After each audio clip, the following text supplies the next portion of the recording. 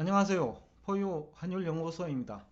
10시간 정도 있으면 이제 미국 연준이 11월 기준금리 인상을 결정하죠. 그러다 보니까 이제 시장이 굉장히 긴장하고 있는 것 같아요. 뭐 결론은 그거죠. 기준금리 인상을 하면 이제 경기 침체가 더욱더 부각되면서 주가가 큰 폭으로 하락할 것이라는 우려와 3분기 경제 성장률 그리고 9월 고용 증가율 또는 구인난 구인난 뭐 앞 시간에 제가 댓글로 앞 방송에서 제가 남겨놓았는데 미국 고용노동부죠. 노동부 발표를 보면 9월 구인 건수가 1070만 건이에요. 경제 전문가들은 980만 건 정도로 예상을 했으니까 이것도 서프라이즈예요. 10% 정도 실제 구인난이 심화됐으니까. 그러니까 이제 호재와 악재가 팽팽할 수도 있지만은 또 해석하기에 따라서는 호재가 오히려 더 센 거 아니냐. 포유 환율 연구소는 그동안은 이제 뭐 경기 침체론자들이 금리가 올라가면 고용도 감소하고 영업 실적도 나빠지고 성장률도 둔화될 거로 봤는데 3분기 성장률도 서프라이즈. 그러니까 높아진 기준금리를 극복했다는 거죠.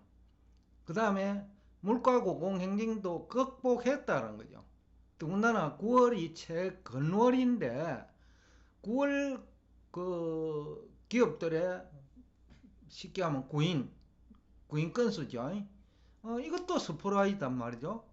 그러니까 이게 그 경제 전문가들이 우려하는 경기 침체를 극복하고 있다 현장은. 그러니까 이게 호재 성격이 크다라는 거죠. 그렇다면 이것이 4분기 성장률도 서프라이즈가 가능하다는 얘기예요. 금리를 0.75% 정도 더 올려도 문제없다는 얘기가 가능하죠. 그렇다면 여태까지 이제 너무 공포 분위기를 조성한 거 아니냐. 그렇기 때문에 기준금리 인상하더라도 기업의 영업활동 내지는 생산활동은 크게 문제가 되지 않을 거다라는 해석이 가능하거든요. 그래서 이제 기준금리 인상이라는 악재와 그 다음에 성장률 서프라이즈, 그 다음에 구인난 서프라이즈, 이거 두 개를 보면 어느 것이 사고가 이길까라고 우리가 한번 곰곰이 생각해 보면 포유 환율 연구소는 기준금리 인상의 악재는 이미 시장에 반영이 많이 되어 있어요. 그래서 그동안 주가도 큰 폭 하락하고 뭐 경기 침체가 이제 기본적인 어떤 베이스지요. 그러다 보니까 주가가 많이 내렸고, 그 다음에 주가 상승을 가로막고 있는 것도 바로 기준금리 인상과 경기 침체지요. 그런데 뚜껑을 열어보니 3분기도 성장률도 문제없고, 또 빅테크 기업을 제외하면 대부분 제조업에 그 다음에 실적도 서프라이즈고, 그 다음에 구인난도 서프라이즈고. 그러니까 너무 지나치게 공포 분위기를 조성했다 현실보다는.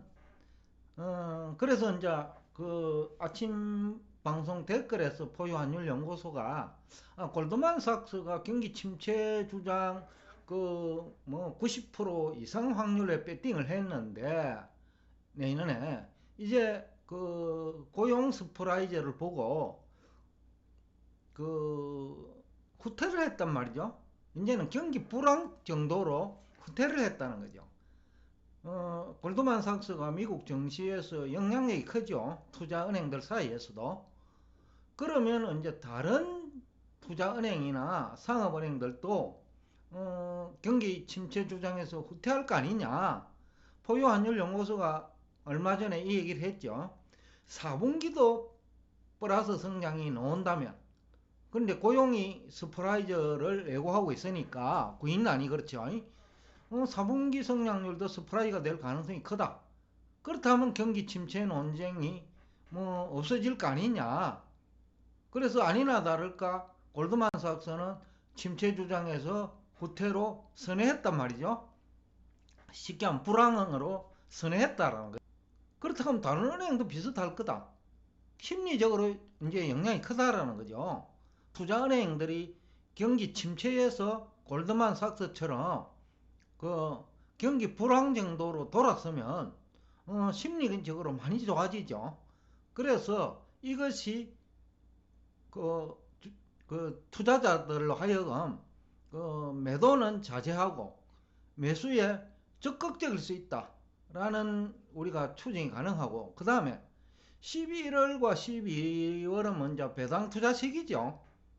그런데 주가가 많이 내려가 있고, 그 다음에 구인난이네요. 구인난도 스프라이저, 성장률도 스프라이저라면 배당 투자하더라도 리스크도 작단 말이죠. 그렇기 때문에 금리 인상 발표 전으로 추가로 조정을 받는다면 매수세가 적극적으로 참여할 거라고 기대하고 있어요. 그 다음에 또 하나는 이제 자사주 매입을 뭐 다 얘기하고 있잖아요. 근데 이 자사주는 한국과 달리 미국은 매입을 하면 소각을 해요. 그러면 소각을 하면 주식 수가 줄잖아요. 유통되는 주식 수가 준다라는 거죠. 그 다음에 또 하나는 주식 수가 주니까 주당 순이익이 증가해요. 쉽게 하면 주가 고평가 상태가 해소된다는 거죠. 바로 그런 기대감 때문에 매수자들이 적극적으로 금리 인상 악재 때문에 주가가 조정을 받는다면 매수할 수 있는 동기부여가 된다는 거죠. 그 다음에 또 하나, 기관 투자자들이 뭐 현금 많이 가지고 있죠. 근데 이제 펀드 매니저들은 지금 펀더멘털이 좋아지는 거예요. 성장률 스프라이저, 그 다음에 구인난 스프라이저.